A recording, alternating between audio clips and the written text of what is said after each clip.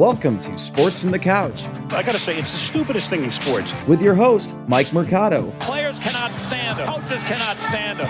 Most importantly, the fans can't stand him. Brought to you by Mercado Airways. I'm gonna say it once, and hopefully I'm wrong, but it's a disaster waiting to happen. That is so bad, that is absolutely brutal. What's going on, Christian? What's going on, strong side? Yeah, I'm here. Left side, I'm here.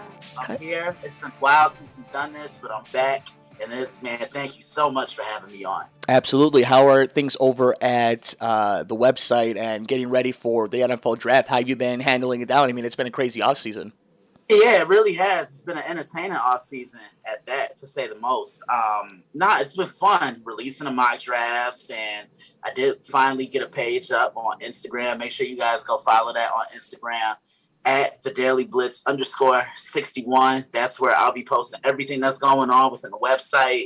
You'll catch my IGTV series on there, what's on tap, things about the merchandise line. We still got to get you a shirt, man.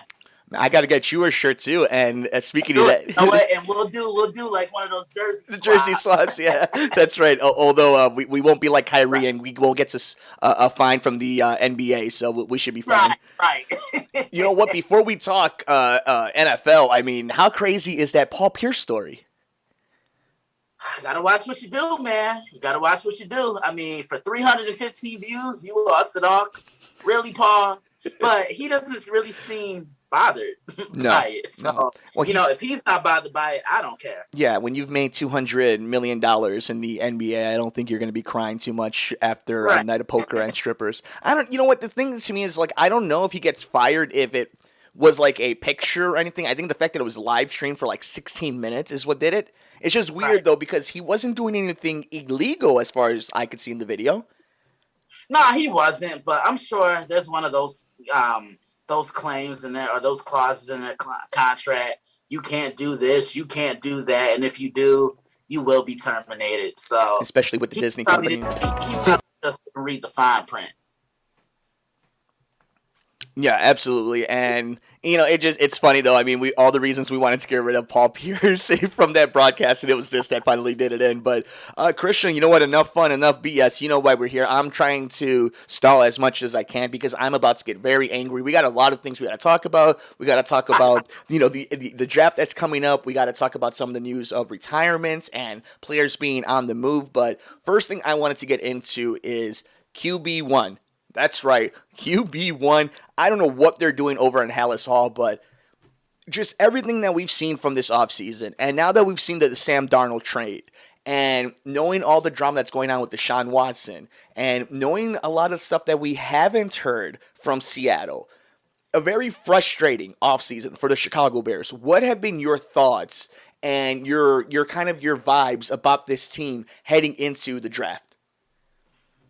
Well, first off, I was shocked that they went and got Andy Dalton. I really was. Look, it's no knock on Andy, but he really hasn't been the same guy since Cincinnati. I just don't know if he's the type of guy that's going to really put the Chicago Bears over the top and into that division. I still think this is a middle of the pack type of team. It's a very competitive NFC, not just the North as a whole, but I'm talking about the conference overall. And it seems like this Bears team has everything. They have the running game. Offensive line could be improved, and maybe they'll look into that come draft time. The defense is still one of the best in the league, but it's the quarterback that's really holding this team back. Good quarterback play obviously takes you a long way.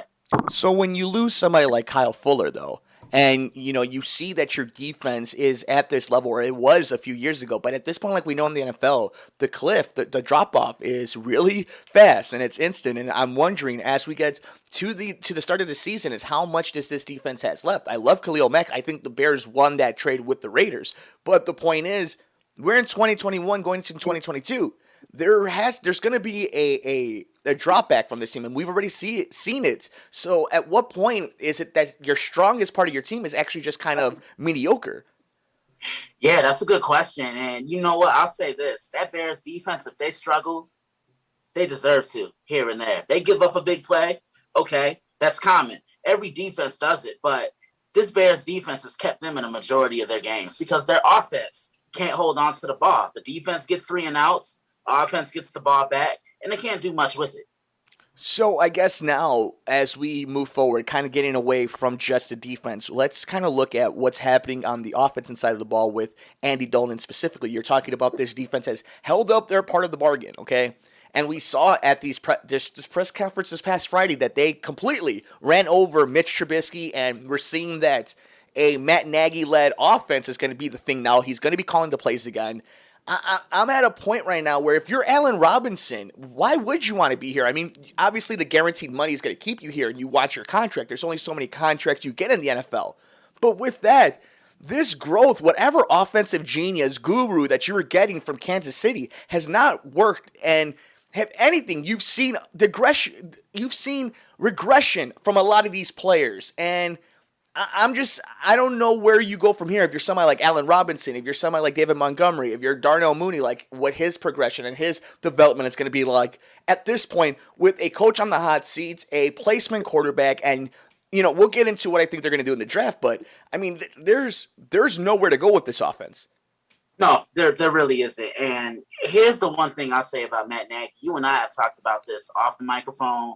We've talked about it on the radio. But if you think about it, Matt Nagy came in, and we'll talk about this a little later too, but new coaches come into a team and they want to establish things their own way. Matt Nagy hasn't necessarily had that if you really think about it, because he came in, had Mitch Trubisky. He was the previous coach in his experiment. So now it just hasn't worked between Matt and Mitch. Now Mitch is backing up Josh Allen and East Orchard for the Buffalo Bills. Now you bring in Andy Dalton. I don't know how this is going to work out.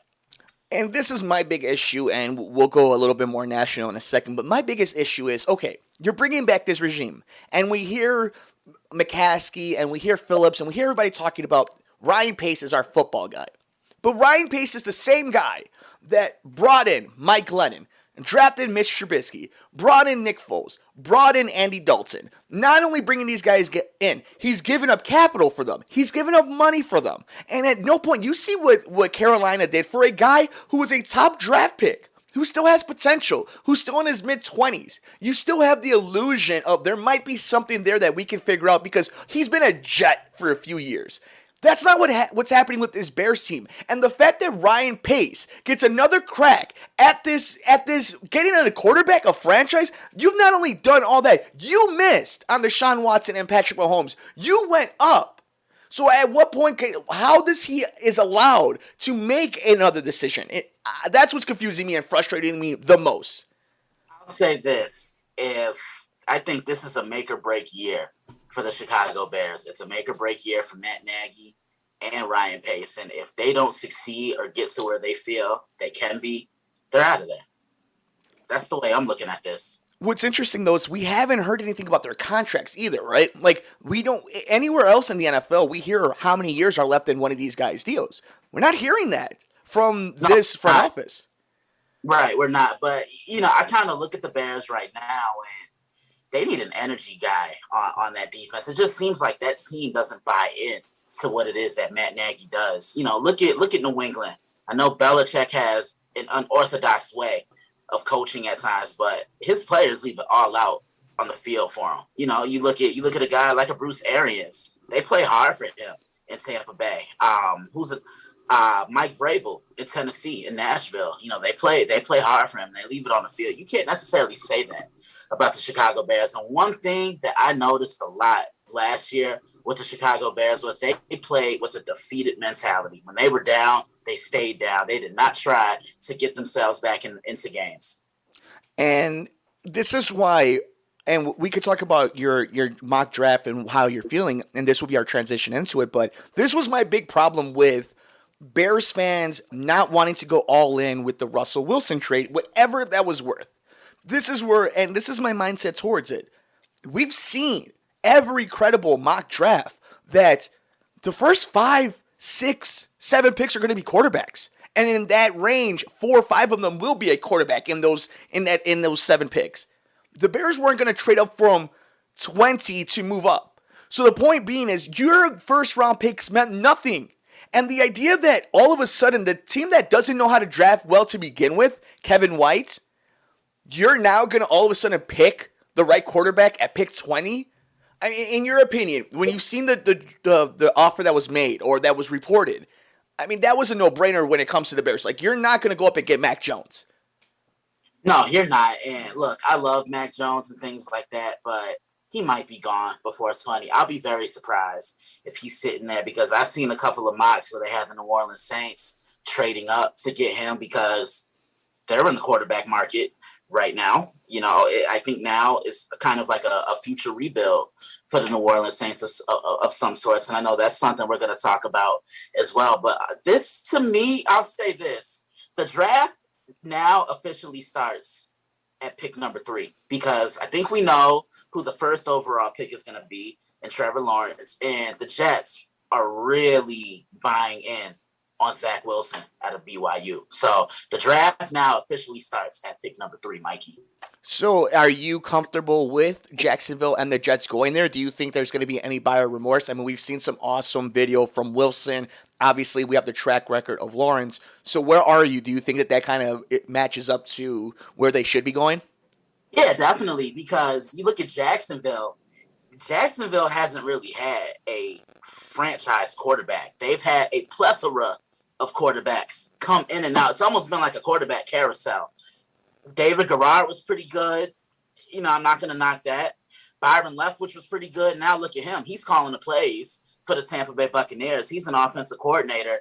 They put all their marbles in on Blaine Gabbert, and look how that panned out. Blake Bortles had that one solid year, but he had a solid running game to lean on and a defense that was opportunistic and that could get him the football back. But after that, it hasn't really looked good for them. Gardner Minshew hasn't really stood out. I know Jake Luton started a couple games last year for the Jacksonville Jaguars. No, they need a guy that's going to put people into the seats. They don't have that.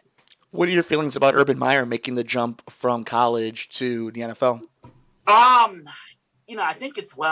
think I kind of expected this.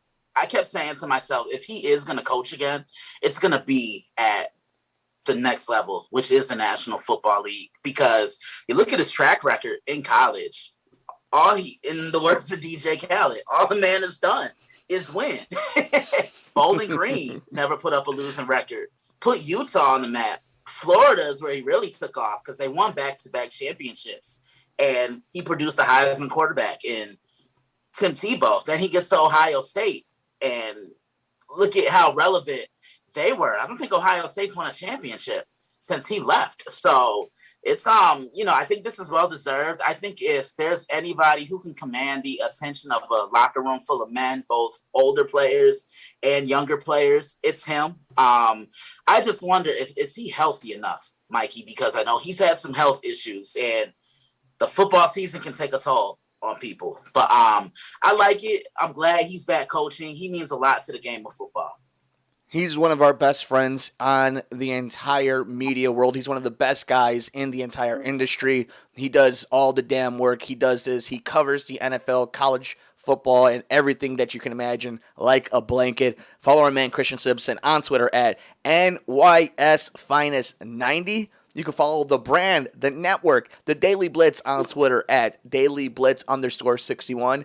And, of course, now on Instagram at the Daily Blitz _61. And you can check out all the latest work, including the trade that we're going to talk about in just a second, at the dailyblitz.blog. He's always got some awesome work, especially as we start revving up this time of year. With that, your thoughts of the trade that we saw between the Jets and the Panthers that sends a young quarterback, a high draft pick that hasn't definitely lived up to any of the potential, but what can you say when you have a coach like, he did in New York? So your thoughts on the Sam Darnold to the Carolina Panthers trade?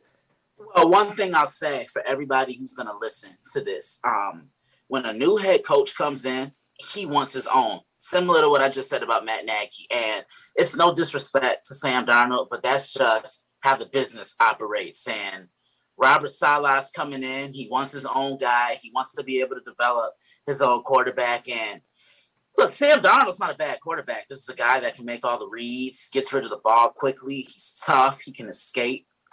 He can move around, make throws on the run, place the ball only to where his intended receiver can get it. I think he's actually going to do really well in Carolina because he goes in there and he already has better there than he did during his entire tenure with the New York Jets. Name one guy who he could consistently lean upon when he was with the Jets.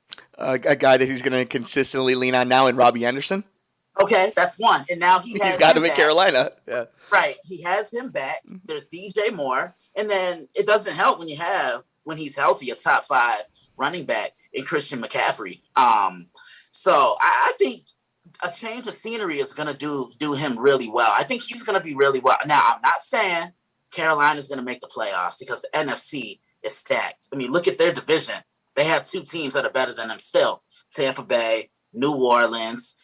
You have the Rams, you have Seattle, you have Green Bay. So I don't really know where I would sandwich Carolina into that mix of teams in the NFC. Who is better? Is it Teddy Bridgewater or is it Sam Darnold? Wow. Come on, man. You're going to really put me on the spot like that? Let me add one to you then, okay? Because they've all been in the carousel together. Who is better of the 3? Andy Dalton, Teddy Bridgewater, or Sam Darnold? Oh, man. I think when Teddy is in the right system, he flourishes. Sean Payton used him perfectly. And Teddy Bridgewater, to me, is like an Alex Smith. He's going to stay within his box. He's not going to throw the ball 40 and 45 times a game. That's just not him. They just need him to control things. Or as the Hall of Famer Randy Moss says, Teddy Two Gloves. That's his nickname. Teddy Two Gloves. Andy Dalton, look, he had great regular seasons, but could just never really put it together in the playoffs when it mattered most. I don't think he won a playoff game for the Cincinnati Bengals. And then Sam Darnold, we really haven't seen much of what he can do. He's still a young guy, and he's still trying to find his niche within the NFL. So, I mean, we can kind of just stay around this this subject matter, and you have the Falcons at 4, and we've seen a lot of different maneuvers going on. Where do you think the Falcons are going to? You have Matt Ryan. I thought he was going to be on the move. I really thought there was a chance that the Bears were going to be in on a Matt Ryan, but obviously that contract, as expensive as it is, how do you feel that the Dirty Birds are going to be? I'm kind of surprised that they're keeping Matt Ryan. Things haven't really been the same for them ever since they were in the Super Bowl, because it seems like, look, they get to the playoffs the following year, and ever since then, they haven't made it. I look at Atlanta, and I almost think it's time to rebuild at this point. Matt Ryan, he's past his prime at this point. Julio Jones, still slightly in his physical prime a little bit, but to me, this is almost kind of like becoming like Calvin Johnson in a way. Great talent on mediocre and struggling teams. Calvin Ridley has been good for them.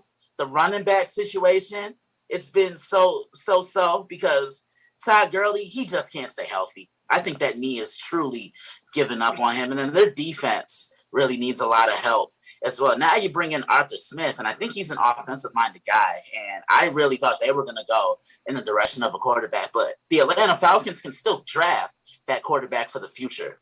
Maybe later on in the draft, because who knows how much longer Matt Ryan has. Does Russell Wilson and or Deshaun Watson get moved come first night of the draft? No, I don't think so. Look, man, I'll get rid of Pete Carroll and John Schneider and all those guys before I get rid of Russell Wilson. Russell Wilson single-handedly put this team on the map. Amen. I mean, you let Russ cook. I would give anything up. Look, come on, man. I don't understand this argument that's happening here in Chicago. It was a subgroup of people, but this idea of you wouldn't literally give up the entire farm for Russell Wilson. Look, you've lost doing it this way. Maybe try losing it with a Hall of Fame quarterback. I mean, that's right. Like that idea of like you don't want Russell Wilson on your team. Just it's unfathomable to me. Yeah, it really is. And Russell Wilson's in the prime of his career right now. Mm-hmm. These last 2 years, you've really seen what he's capable of doing. I remember a guy coming into the league back in 2012 and solely depending on his running game. Now, he can take the game into his hands. The only thing that just concerns me, they got to put more around him, especially on that offensive line. Yeah, offensive line-wise, they definitely do. But when it comes to those wideouts, those absolutely animals that he have. I mean, he's got that on lockdown. But it's going to be interesting to see. I don't think he gets moved, but it's really weird that between him and Aaron Rodgers, there's a chance that two of Hall of Fame quarterbacks, two of the best the NFC have ever seen, could be on the move next offseason. But before we get to next offseason, we kind of do you have any final thoughts on the draft itself? Are you looking for anything in particular? Do you see this as a chalk type of draft, or do you think we're going to see some wild stuff? I think we're going to see some wild stuff like we always do every draft. One memory I think of a trade happening 14 years ago, actually this month. The New England Patriots traded for some wide receiver. I think you know him, Randy Moss, and the rest is history. To me, pretty good. To me, that year in New England was what made him a Hall of Famer. Oh, interesting. I mean, you don't think he was a Hall of Famer before he went to New England? I think he was, but I think that pretty much signed, sealed, and delivered everything in him getting that gold jacket, and now he's the recipient of one. I mean, we knew he was going to be one of the probably three best wide receivers I've ever seen play this game. He was athletic. He was a guy you had to circle in on, and I mean, when your last name is a Bird, you know you've done something right. You got Moss. Shout out to Randy, by the way. Man, there was nobody like him. As a Bears fan, to see him absolutely destroy the Bears, the Lions, and the Vikings 8 times a year. I mean, it was like Calvin Johnson. I mean, obviously different type of players, but just the dominance. It's like you couldn't do anything against them. They were just going to get whatever they wanted. And do you think there's anybody like that in this draft that's going to be that type of impact player that's going to get whatever they want, whenever they want, 2-3 years from now, like we've seen from like a Patrick Mahomes, for example? I do, and he goes by the name of Devontae Smith from the Alabama Crimson Tide. He's the closest thing I've seen to another future Hall of Fame wide receiver. We just mentioned Randy. You mentioned Calvin Johnson, and congrats to Calvin Johnson on getting that gold jacket. Well-deserved. Humble guy. Love what he did. But with Devontae Smith reminds me a lot of Marvin Harrison. Small guy, but yet explosive and plays bigger than what he is. When he wants the ball, he's going to find a way to get it. And he puts together, in my opinion, the best season I've ever seen from a wide receiver at the collegiate level. Whenever he wanted something, he made it happen. I mean, he tore apart the Ohio State Buckeyes at a national championship game in January. Does his size worry you at all? I mean, the fact that it is going to be a very physical game?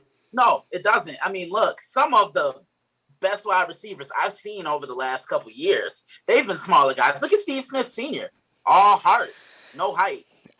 Look at a guy like a Doug Baldwin, all heart, no height. You look at a guy like Marvin Harrison, playing with Peyton Manning. He was Peyton Manning's trusted target for so many years, and he's in the Hall of Fame now. I think Devontae is going to be great for this league. Yeah, Steve Smith's a grown man. I don't care if he's 5'9". That's a grown man. He's a grown man. Yes, I mean, I'm really excited to see how this plays out. I actually think the Bears are going to move down. I don't think they're going to stay at 20. Yeah, I don't think they're going to move up. I think it's going to be a very conservative. Let's get more picks. Let's try to ease this landing as much as we can. But we'll see. I mean, that would make a little sense, and I don't know if they have a lot of that over at House Hall right now. Right. We need to talk about this. The new schedule. We known it was going to happen. Dan Patrick's been talking about this forever. Gamblers, fans, fantasy football players, everybody's been excited about an extended season. But at what cost? And kind of the watered down that's going to be this, because if you're just replacing a preseason game and, the players are not into it, I mean, what are we doing here? So your initial thoughts of the extended season, and how do you think this is going to play out in the long run? One, I'm surprised that it finally happened, because they have been talking about this for years and years. And I know the NFL has played a 16-game schedule every year since 1979, if I'm not mistaken. The matchups are intriguing.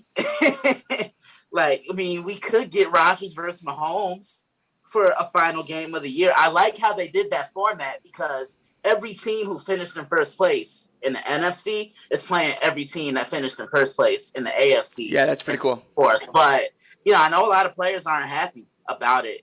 Me, what I would have done, I would just get rid of the preseason as a whole. I just think it's meaningless, because at what point do you want guys getting in and then they get hurt and then they're lost for some couple of points, some few months of the season, or maybe the entire year. So I don't have the exact science. I don't know if they've actually done an exact type of study for this, but it just seems to me that we see a lot of like muscle injuries and a lot of like hammies and like joint stuff if we don't get a lot of preseason action. If we go from 0 to 60, I mean, these guys are Ferraris and their bodies are temples, and I do think playing the most violent sport without some form of exhibition to kind of get those first few impacts in, I don't know if there's actual logistics to it. I don't know if that's just something we say in media and players say as just locker room talk, but I don't know if you can go without some form of a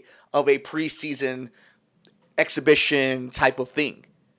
Yeah, I don't think we can either. And what I think of, as you were saying that, remember that week 2 this past season? Yeah. All the big we lost. We lost Saquon Barkley to a torn ACL. We lost Nick Bosa to a torn ACL. Solomon Thomas, if I'm not mistaken, also tore his ACL. Just so many injuries just really took place that 1 week in the NFL last season. And then it doesn't help that with all the protocols, I mean, it was about safety, but this idea of like, you couldn't be in the locker rooms and you couldn't have so many practices and there was only so much treatment you could do. There was a lot of different X factors. So it's going to be really interesting to see how the evolution of that kind of goes into this season. And I mean, the one drawback that I think the NFL had last year is they waited so long to kind of just put everything in motion. By the time we knew it, it was already kickoff for week 1. But I think this year they kind of have a better idea of where they're going to go. They have last year under their belt. So I'm interested to see how that moves forward. And now with this new wrinkle, so you're living through the pandemic. I mean, people are getting vaccinated right now, but you're still in the pandemic. And now you've added an extra game. So I wonder if how much more money they must be making if they're really to take that type of risk. Oh, of course. Of course it's about money. I mean, that's the motive. You remember what Wu-Tang said. Look, I mean, they don't have to be so blatant about it, though. I mean, at least Wu-Tang made some good music, but I don't need Roger Goodell giving me, the runaround and telling me it's about player safety. Right, exactly. So I'm really curious to see how this is going to pan out. They've been talking about it for so long. It's officially happened, but I know a lot of players are not happy. I know Alvin Kamara really voiced his displeasure about this.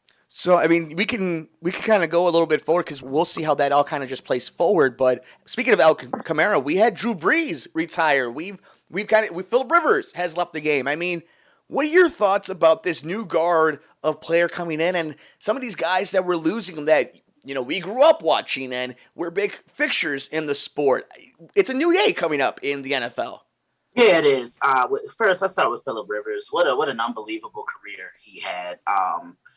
Broke my heart more than any other quarterback that never played for the Bears. You know how many times I picked San Diego to go all the way? You know how many times LT was supposed to win me a pool? Man. Nah, man, but when I look at Phillip Rivers, he's one of the toughest guys I think I've ever seen. This is the same guy in 2008 in an AFC Championship game against a then undefeated New England Patriots team playing on a torn ACL. That just goes to show you how much he left it all out on the field. We could talk about the awkward throwing motion, but look, that man got the football to his receivers in the best way. And then you look at who he replaced as well, because everybody thought Drew Brees was going to be the guy for San Diego. And then he ends up getting hurt. He ends up leaving the Chargers. The Chargers end up banking on Phillip Rivers. But here's the thing about Phillip that a lot of people don't realize. He was in his prime.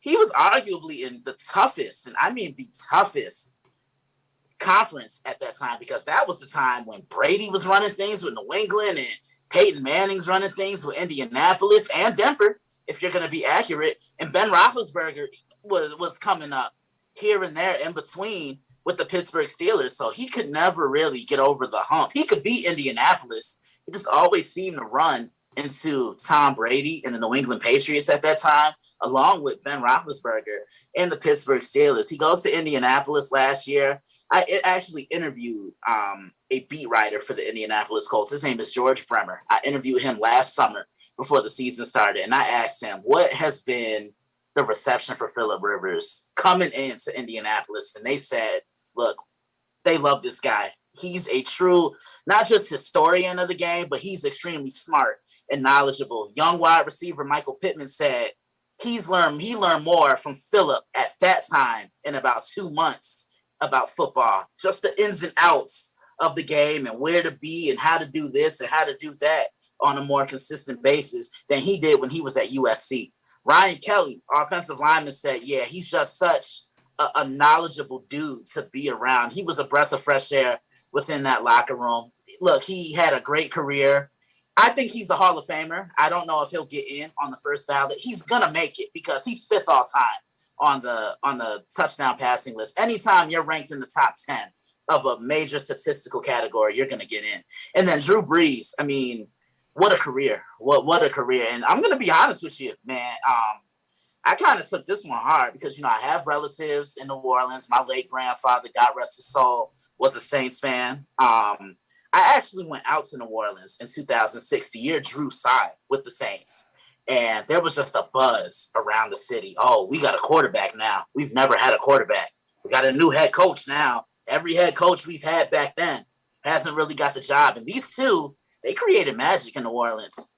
Drew Brees is going to go in to the Hall of Fame as a Saint. He broke and set every record with the Saints, but one of the greatest quarterbacks I've ever seen. Heart over height. Wasn't the biggest guy, but he was a leader. The consistency, the leadership. When he spoke, you listened to him, and he did it with class. That's the one thing I really have to give him a lot of credit for. I mean, and he will be missed. His last season kind of reminded me a lot of Peyton Manning's final year. Just the arm strength was diminishing. Yeah, I mean, diminishing or completely gone at that point. Like, it was bad, and just to see him, it would have been nice to maybe get that dream Super Bowl or those matchups that we never really got to see. Like, I don't know if we're ever going to see, we'll never see it now, but like the idea of seeing Tom Brady versus Aaron Rodgers in a Super Bowl, we're never going to get to see that. We're never going to see Tom Brady versus Drew Brees in a Super Bowl, so on and so forth. The interesting, I guess, devil's advocate or the argument for Phillip Rivers, and this isn't necessarily something I believe in, but this is the argument I hear a lot of people say is, can you be a Hall of Famer if you were never the best at your position and the best in your sport? And I don't know if that's necessarily true because the Hall of Fame is filled with a bunch of people that aren't the best in their sport. But if that's the litmus test, then like Michael Jordan's the only Hall of Famer ever. Yeah. I mean, there are a lot of guys who were in that were necessarily considered the best at their position. One guy I think of, look, if Troy Aikman is in the Hall of Fame, Phillip Rivers is getting into the Hall. Let's just be real, okay? Is Eli Manning a Hall of Famer? Yes, he is, because he's 7th all time on the all-time touchdown passing list. That's number 1. 2, look at the man's last name. That's going to get him in. And 3, in my opinion, he has the most impressive Super Bowl win that I've ever seen. He beat an undefeated New England Patriots team with a prime Tom Brady. Yeah, I mean, that's a nice notch on your belt. But theoretically, Nick Foles got a win over Tom Brady in the Super Bowl, though. I mean, we got to be fair about that. Yeah, we do. But look, man, Eli to me, I remember that first playoff run. Tiki Barber said Eli's not a leader. And what did Eli do? He just quietly went about his business, gets a win on the road in Tampa Bay, goes to Dallas, following week, beats the best team in the NFC that year, and the Dallas Cowboys, then goes to Green Bay and beats a now Hall of Famer. And that ended up being his final game with the Green Bay Packers and Brett Favre. Then he gets to the Super Bowl and does what nobody thought could happen. Everybody just gift wrapped that Super Bowl to the New England Patriots. And then I'll even throw you another name about Phillip Rivers being a Hall of Famer. Look at Kurt Warner. But Kurt Warner's numbers were pretty good for that short period of time. Phillip has the longevity over Kurt, but Kurt Warner was no slouch. I mean, MVPs, anchor of that anchor of that offense, the greatest show on turf with the Rams, brings the Arizona Cardinals to a Super Bowl. So one thing I will say about the Hall of Fame is this, and Deion Sanders kind of made a good point about it. He said, look, I don't know, the Hall of Fame, it just doesn't seem like it's exclusive anymore. I wonder how much of that is, I mean, it's a philosophical question. I wonder how much of it, too, is just the game is finally getting older. It's not like baseball where it's 100 years old. It's not professional boxing. Right. It's not like the Naismith that's all of basketball. It's like the NFL and Canton, Ohio was sacred because we started letting people in the 50s? And it's like now we're getting to the point we have generations of players in there. Yeah, that's true. One thing I will say, these last couple of years, the Hall of Fame classes, they've been stacked. I mean, I think of that 2018 class. And guy, look, we're around the same age, Mike. Mm-hmm. So, look, Ray Lewis, you knew he was a lock to get in. Brian Urlacher, I think we kind of knew he was going to be a lock to get in as well. Randy Moss, Brian Dawkins, Terrell Owens, just to name a few. Then the following year, Ed Reed, locked to get in. In my opinion, he's the greatest safety I've ever seen. Yeah. I agree. Man. Tony Gonzalez, locked to get in. Maybe greatest tight end I've ever seen. Yeah. Champ Bailey, locked. And if people say Champ Bailey didn't deserve to get in, they really didn't watch football, because I'll tell you, before Revis, before Sherman, before Patrick Peterson, before Stephon Gilmore, there was Champ Bailey. He was that lockdown guy. Wish he just could have won a Super Bowl. He's one of my favorite players of all time. Troy Polamalu got in with the 2020 class. And then you look at this class this year, Calvin Johnson, Alvin Faneca, John Lynch, well-deserved. Drew Pearson, finally, well-deserved. And then the two guys that I think we knew were going to be the locks to get in, that's Peyton Manning himself. I mean, we saw this coming years ago when he was with the Indianapolis Colts. And then Charles Woodson. I mean, what a career he had. So those two were definitely the locks going into this year's Hall of Fame class. So as we kind of start getting this bad boy back into the stable, what are you kind of feeling heading into what's going to be this summertime? We're going to get through the draft, and are you feeling a certain team is already kind of having those vibes? I mean, some years when Tom Brady got to Tampa Bay, right away we all started kind of having that feeling. It's like, all right, this doesn't feel normal. Do you have any inclination? Are you vibing anywhere with like a team in the NFL right now that, they're interesting? Let's see what they do come draft night. There's something brewing down there. Yeah, I'm going to say the Indianapolis Colts, because it's interesting you say that. So let's talk about, what did you think about this move to get Carson Wentz, and where do you think they're a team that was close and they had a potential Hall of Fame quarterback? Do you think this is the team ready to make that leap into that Buffalo Bills Kansas City reign? I do. I think they could be the third best team in the AFC behind Buffalo and behind Kansas City, because I think, if anything, if there's one team, I said it last year and I'll say it again, if there's one team that could really give Kansas City a fit, I'm talking physically dominate them, it's the Indianapolis Colts, because this isn't your typical dome team. They have a great offensive line. Quentin Nelson has really changed the entire atmosphere of this entire franchise. Name a time when you've heard about an offensive lineman really being the face of your franchise. You don't. It's very uncommon. And that's exactly what he's become in Indianapolis. Frank Reich, they love him there. They think he's doing some really good things there. I really like what I saw from the Colts last year. Now, I think they're going to be different because they have a quarterback who can take games over. And I think Carson Wentz needed that, because Carson has much better around him now than he did probably the last 2 or 3 years with the Philadelphia Eagles. A stronger offensive line, because if you watched them last year, I'm counting the 3, and at 2.5, he's running for his life. And everybody wants to blame Carson for having such a struggling year. But what about the 5 guys up front? Who did he have to throw the football to on a consistent basis? Now, he has an older wide receiver in T.Y. Hilton. I think Trey Burton still plays for the Indianapolis Colts. Yeah. Has a serviceable tight end. Michael Pittman's a young receiver. Has a running game to lean on. Really hadn't had that since 2017. And he knows Frank Reich. Remember, when he last played for Frank Reich, Carson was an MVP candidate. We could potentially get those vibes back. And he has a defense that can get him the football back. So I want to see what the Colts do. They may add a pass rusher. They could bolster up that offensive line, because they did lose Anthony Costanzo to retirement. So I go in that direction right there. See, I feel the vibes of the Arizona Cardinals. I'm waiting to see Kyler Murray take that next step. I think you're going to see San Francisco. They're definitely going to take a step backwards. And here's the thing: you have the Rams who make this move for Matt Stafford, and I like Matt Stafford, but I've seen a lot of Matt Stafford football, and I've never seen Matthew Stafford take a team to the next level, to take them to that next zone, to become a Super Bowl contender.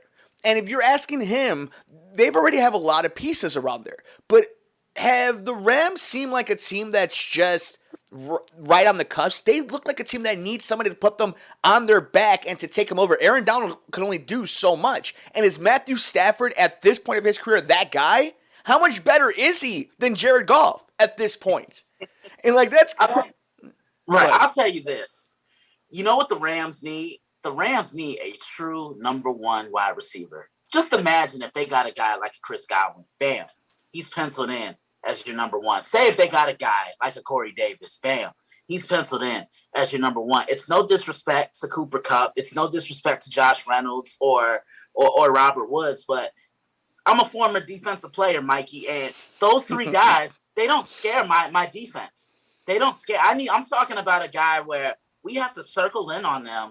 And we have to do everything we can to limit them, double them, take them away, force the quarterback to look elsewhere to beat us. Look, we're taking away your number one, but you're going to beat us with your number two or your number three because you put Cooper Kupp on any other team, he's probably a second or third option at best. So right now, I'm giving Seattle the slight nod because they have a true number one wide receiver in DK Metcalf. Granted, he runs the same routes over and over again. No disrespect. Sorry, BK, I love you. I just had to get that out. He does. Look, love him. Look, the Rams have the defense. Seattle has the stronger offense. But if Seattle can put 2 and 2 together, they're a scary thought. Absolutely. But the Cardinals are the only one with the quarterback that could change the game with his arm and with his legs, have a true number one, if not the number one receiver in the league. And they have a defense that at the very least knows how to keep a game close. They need to learn how to win. It's the hardest thing in the NFL is learning to put it all together. They're a team that should have been in the playoffs last year. If it wasn't for them dropping a game, the Bears don't back into the NFC playoff picture and losing and embarrassing themselves on Nickelodeon, which we will never forgive them for disrespecting Chicago on the greatest network ever. But with that, I really like that. And the other team I'm vibing with, my brother, is the Miami Dolphins. Going to be interesting to see what they do in the draft. We've seen them already make some moves, but they're a team that's right there. And I really think that we don't talk about how much of an advantage it is to play in Miami, especially certain times of the year. So if you got a good enough defense and you got Tua who's going to hopefully develop, you get him a couple weapons, that's a team that in a division, are you trusting the Buffalo Bills to maintain? That's the thing. Are you, for a sec, you going to trust Buffalo? Okay. I want to start with the Arizona Cardinals. I can see why you're high on them. They're getting Chandler Jones back. He's the Aaron Donald of this defense because you saw how much his impact was missed last year. They couldn't close games out. They couldn't really rush the passer. Now you also have J.J. Watt. He's probably going to be a situational pass rusher at best at this point in his career, slightly past his prime and whatnot. But I look at, here's the one thing that I'm kind of concerned about with Kyler Murray. When he makes a mistake, it's almost like he doesn't try to correct the mistake. He kind of goes off to himself on the sideline while his teammates are all huddled up together. And that body language, it can really rub somebody the wrong way. I called him out for that last year, and I'm calling him out again for that. I really want to see him take that leadership role. Either you have it or you don't. I'm not saying you have to be a vocal leader, but lead by example. That's what Eli Manning was for the New York Giants. And the Miami Dolphins, this team was pretty good last year. And you saw how stacked the AFC was due to the simple fact one team who won double-digit games was going to end up missing the playoffs. And that's the Miami Dolphins because they choked when it mattered the most. And as far as Buffalo controlling that division right now, yeah, this is their division for the taking. I know New England made a little bit of noise. They did re-sign Cam Newton, and they finally did something that they're not accustomed to, and that's spend large amounts of money to better that team because the $1 million question surrounding the Patriots last year was, well, what does Cam have around him? Really didn't have a number one. Now he may have one in Kendrick Bourne or Nelson Aguilar. Do the Patriots trade for Jimmy Garoppolo? You're just full of putting me on the spot today. Come on, man. I wouldn't be opposed to it. I really. But why? What is this thing about Jimmy Garoppolo? Look, I love the Rolling Meadows kid. Shout out to District 214. But what are we doing here? Like, we've seen it. We've seen it. Now, mind you, we've always heard the rumors of the great practices and how much Belichick loved him and that Tom Brady wanted to get rid of him. But we've seen it. Like, haven't we? Have we seen it? Yeah, we have seen it. Here's my thing on Jimmy. I don't know if he's a guy, depending on the system. I think he would flourish more in New England under Josh McDaniels because the thing about the Patriots is they coach you to your strengths, okay? Like, if you're a running back that isn't necessarily the guy that can catch the ball out the backfield, because that's what the Patriots pride themselves on, the check down, those running backs catching the ball out the backfield, they're not going to put you in that situation.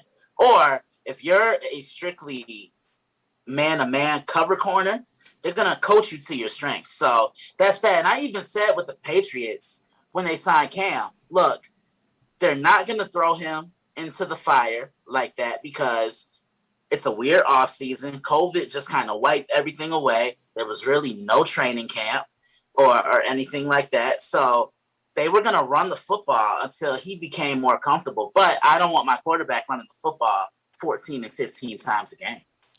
Oh, Christian, I can do this all day, man. This has been amazing. For anybody who's watching us on YouTube, on Facebook, wherever you get your favorite way of watching a podcast, we are doing this live with video. My man Strong Side decided that to show the moneymaker, and I'm like, you know what? Hell with it. Let's bring out the camera, and you guys can see this ugly mug. What else you got? What you working on? So we got the draft. You're working on the mock drafts. We have it. We got the real draft coming out in a few weeks. What are you working on over at the website? Plug your stuff. This is the time. Be a show. Yeah. Shamelessly. Yeah, definitely. You guys can log on to the website, thedailyblitz.blog, where we try to update it as much as we possibly can. I know one thing that I've kind of been monitoring. It's expected. Larry Fitzgerald is expected to call it a career this year. And you know what? At this point in his career, he has nothing left to prove. He's done it all. Probably the most durable and most consistent, one of the more consistent wide receivers in the National Football League. And he just knew his role, within an offense, even as he got older. So, I'll eventually give my take on that and probably be on with you talking about that. Where does he rank amongst wide receivers? Is he top 10 of all time? Where do you think Fitz ends up falling when we look back 15 years from now? Well, he may be one of the five I've seen. Look, I've seen a lot of great ones. Randy, Terrell Owens, Marvin Harrison, who else? Calvin Johnson. I mean, Calvin Johnson was a freak of nature, and he retired at the physical prime of his career. You might have to put Larry in that top five. I mean, always made plays, just always knew where to be at the right time. So that's one thing for sure. He has nothing left to prove. He and Drew Brees are going to go into the Hall of Fame together in 2026, and that's going to be a pretty fun class to look forward to. Just these mock drafts, man, and anything that's coming up in the NFL and in college football as well. I know the schedules come out next month, so we'll probably do a little take on that. And then I always do a little take on what's going on in college football as far as those schedules are concerned. Just some of the things that are catching my eye. But back to the shameless plug. Yeah, you can log on to the website, thedailyblitz.blog. You can log on to Facebook, type in the Daily Blitz in the search engine and like the Facebook fan page. Follow us on Twitter at DailyBlitz_61 and on Instagram at the Daily Blitz _61. I know, man, it's a lot. And you're also doing a show on Instagram, right? Yeah, I actually have a show that I do on Instagram. I started it last year through IGTV. It's called What's on Tap. This is where I look back at what caught my eye in college football, and then I look ahead to what's on tap in the NFL the following day, the next day. it's pretty fun, man. Just giving my thoughts on certain things, and yeah, it's a lot of fun. I can't wait to get back into that in the regular season. Before I let you go, what do the Bears do at 20?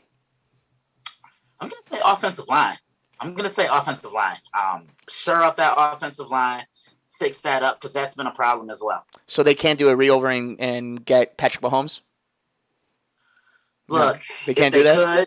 If they could, it would happen. Do they get Russell Wilson? Does Russell Wilson start the season as a Bear, or is he a Seahawk come September? I think he'll be a Seahawk. It seems like they're pretty convinced, and they're sold on. Yeah. I know. Yeah. You guys can follow me on the universe. I'm on Twitter at Mike M Media, Instagram Mike Mercado Media. The show's on Twitter at Couch Sports Talk. Russell Wilson won't be a Bear, and I'm still a Bears fan. So there's that. A Bears fan. And just so you know, when the show hits YouTube, I will put this link on the website. So be on the lookout for that. Yeah. Christian, honestly, man, super proud of you. Thank you so much for jumping on. We'll do this again as we get closer to training camp, and if something crazy breaks on draft day, maybe we'll do something post-draft, and we'll talk about the craziness that happened as some of these young men are going to have their lives changed forever. Some of these franchises will have their careers, their seasons, the entire history of said franchise will change after that night. And with that, there's no better person that's going to be covering it like a blanket, like my brother, Christian Simpson, over at Daily Blitz. My brother, thank you for everything. You're the man. Thank you. You're the best. Thank you. Follow him. Watch his show.